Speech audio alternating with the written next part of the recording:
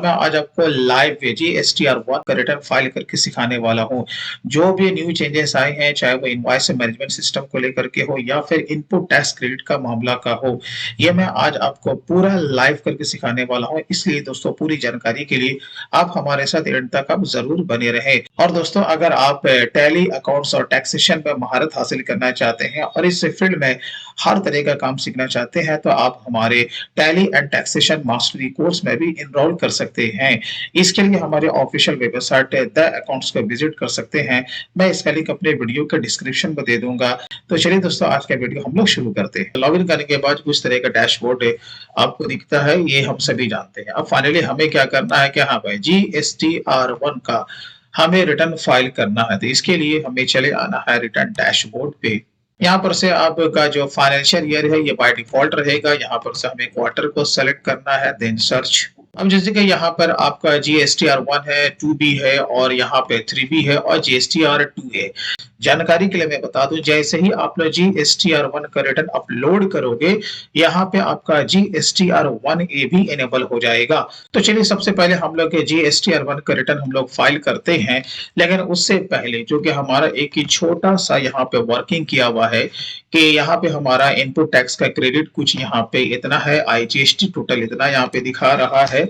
अभी मैं आपको पोर्टल पर भी जाके दिखाऊंगा, प्लस CGST और SGST हमारा टोटल इतना हो रहा है। और जो हमें जो आउटवर्ड सप्लाई जो दिखाना है वो हमें 9,75,145 रुपए दिखाना है, जो कि पार्टी का ये एक्चुअल डेटा है और ये आपका B2C से बिलोंग करता है। ये वर्किंग किया हुआ है। अब हम लोग यहाँ पे आ जाते हैं, ठीक है। तो जानकारी के लिए ये भी बता दूं कि अगर आपका नील रिटर्न है तो बस आपको कुछ नहीं करना है। यहीं पर आपको फाइल नील GSTR1 का यहाँ पे ऑप्शन दिख जाएगा। इस पे क्लिक करेंगे तो आपका GSTR1 का जो रिटर्न है वो नील फाइल हो जाएगा। चलिए यहाँ पर आपका देखो मल्टीपल यहाँ पे आपका टेबल दिया गया। हमें चले आना भाई साहब B2C में। यहाँ पर ऐड रिकॉर्ड पे हमें क्लिक करना है और ये जो प्लेस ऑफ सप्लाई है जो कि हमारा लोकल एरिया है वो यहाँ पर हम इसे सेलेक्ट कर लेंगे। अब बात रही टैक्सेबल वैल्यू का, तो यहाँ पर जैसे कि हमने वर्किंग करके रखा है तो 9,75,145 रुपया।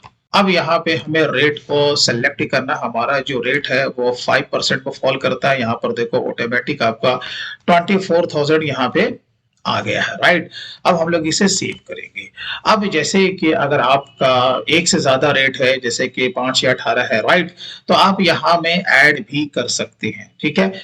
और अगर आपका प्लेस ऑफ सप्लाई अगर अलग अलग है तो भी आप यहाँ पर से उसे सेलेक्ट करके आप यहाँ पे ऐड कर सकते हैं। चलिए तो हमारा तो केवल एक ही था, तो हम यहाँ पे करेंगे बैक, अगेन करेंगे बैक। अब जैसे कि यहाँ पे देखो इसका जो इफेक्ट है वो यहाँ पे आ चुका है। अब यहाँ पे जो सबसे बड़ा जो प्रॉब्लम होता है कि भाई देखो आपको यहाँ पे HSN वाइज आपको सैलरी का डिटेल्स भी देना है, राइट। ये आपका HSN वाइज सैलरी और प्लस ये जो आपका 13 नंबर है इसमें भी आपको डेटा देना मैंडेटरी हो जाता है। बिना इस दोनों के दिए आपका रिटर्न अपलोड हो ही नहीं सकता।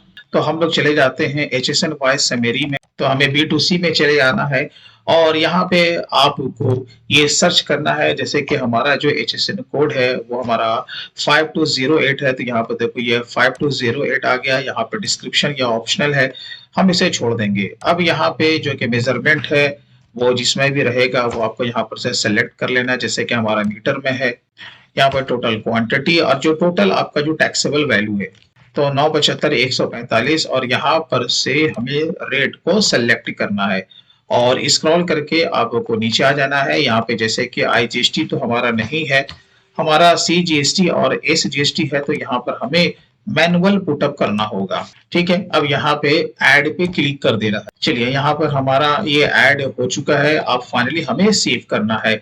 इसी तरीके से आपका जब मल्टीपल जब यहाँ पर HSN वाइज सैलरी का डिटेल्स रहेगा तो आपको ऐड करते हुए चले जाना है। चलिए अब हम अगेन जाएंगे बैक। अब यहाँ पे डॉक्यूमेंट्स इशूड में चले आना है, ऐड डॉक्यूमेंट पे क्लिक करना है और यहाँ पे जो भी आपका बिल का नंबर यानी कि कहां से कहां तक आपका बिल इशू हुआ है वो यहाँ पे डेटा आपको पुटअप करना है। इस तरीके से यहाँ पर आपको ऐड करना है। आपको नीचे चले आना है और यहाँ पे सेव पे क्लिक कर देना है। चलिए ये हमारा सेव हो गया है। बैक पे क्लिक करेंगे अब देखिए आगे बढ़ने से पहले आपने जिस टेबल में काम किया है उस टेबल में देख लेना है कि उसका इफेक्ट फाइनली आया है या फिर नहीं आया है। अब हमें जनरेट समरी पे क्लिक करना है। चलिए यहाँ पर प्रोसीड टू फाइल अब यहाँ पे हाईलाइटेड हो चुका है, इस पे हमें क्लिक करना है। बस आपको यहाँ पर एक बार वेरीफाई करना है। अगर आपको लगता है कि ये गलत है तो आप बैक जा करके आप इसे रेक्टिफाई भी कर सकते हैं। चलिए हमें क्या करना है, फाइल स्टेटमेंट पे क्लिक करना है। यहाँ पर चेक मार्क पे क्लिक करना है। यहाँ पर आपको अपना नाम को सेलेक्ट करना है